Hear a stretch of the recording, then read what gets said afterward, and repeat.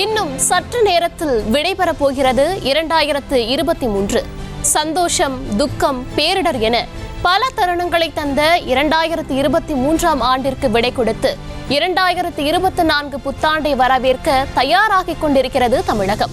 கொண்டாட்டத்துடன் தொடங்கவுள்ள இந்த புத்தாண்டை வரவேற்க செய்யப்பட்டுள்ள ஏற்பாடுகள் குறித்த தகவல்களுடன் தமிழகம் முழுவதிலும் இருந்து இணைகின்றனர் நமது செய்தியாளர்கள்.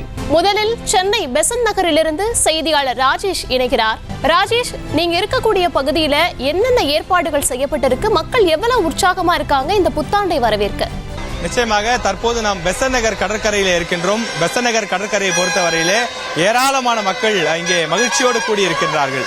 ஏனென்றால் கடந்த 3 ஆண்டுகளில் பார்க்கும்போது அதிகமான உற்சாகத்தோடு கொண்டாட முடியாத ஒரு சூழல் இருந்தது. காரணம் 2020, 2021, 22 இந்த காலகட்டங்கள் எல்லாம் கொரோனா உள்ளிட்ட பல்வேறு பிரச்சனைகள் இருந்தது. அதன் காரணமாக மக்கள் உற்சாகமான மனநிலையோடு கொண்டாட முடியாத ஒரு சூழல் இருந்தது. அது மட்டும் இல்லாமல் அந்த 2 ஆண்டுகளில் மக்கள் வெளியிலே வர முடியாத அளவிற்கு கடுமையான கட்டுப்பாடுகளும் விதிக்கப்பட்டிருந்தது. இந்த சூழ்நிலையில் தற்போது இந்த இடத்தை பொறுத்தவரையிலே பெசன்ட் நகர் கடற்கரையை பொறுத்தவரையிலே மக்கள் மிகுந்த உற்சாகத்தோடு வந்திருக்கின்றார்கள். புத்தாண்டை வரவேற்பதற்காக அவர்கள் மகிழ்ச்சி வெள்ளத்தோடு குடும்பத்தோடும் தங்களுடைய நண்பர்களோடும் வந்திருப்பதை நம்மால் பார்க்க முடிகின்றது.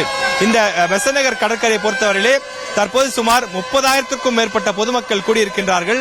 அவர்கள் அனைவரது முகத்திலுமே ஒரு மிகுந்த உற்சாகம் இருப்பதை நம்மால் பார்க்க முடிகின்றது. ஏனென்றால் 2023 பொறுத்தவரையிலே பலவிதமான இன்பங்கள், துன்பங்கள், பேரிடர், 8 மாவட்டங்களில் வந்த அந்த வெள்ளம், அது மட்டும் இல்லாமல் விஜயகாந்த் அவர்களுடைய இறப்பு, பல நடிகர்கள், பல தலைவர்கள், சட்டமன்ற உறுப்பினர்கள், முன்னாள் அமைச்சர்கள் ஆகியோருடைய பல இழப்புகள் போன்றவை எல்லாம் இருந்து வந்தது.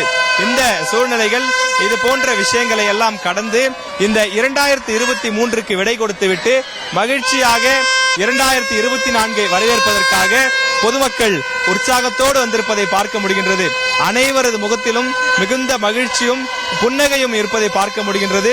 2023 போல துன்பங்கள் எதுவும் இல்லாமல் முழுவதுமே மகிழ்ச்சியாக இருக்க வேண்டும் என்பதுதான் இங்க இருக்கக்கூடிய அனைவருடைய எதிர்பார்ப்பாக, வேண்டுதலாக இருக்கின்றது.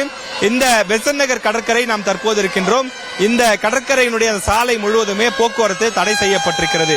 ஏனென்றால் நாம் குறிப்பிட்டது போல ஆயிரக்கணக்கான மக்கள் வந்திருக்கக்கூடிய சூழ்நிலையில் அவர்களுடைய பாதுகாப்பு நலன் கருதியும் போக்குவரத்து நடைபெற்றால் சிரமம் இருக்கும் என்பதற்காகவும் போக்குவரத்து முற்றிலுமாக தடை செய்யப்பட்டிருக்கின்றது.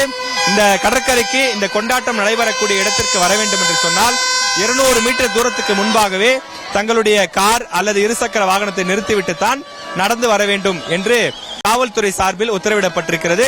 பேரிகார்டுகளும் ஆங்காங்கே அடைக்கப்பட்டிருக்கிறது. செய்திகளை உடனுக்குடனும் துல்லியமாகவும் தெரிந்து கொள்ள சப்ஸ்கிரைப் பண்ணுங்க.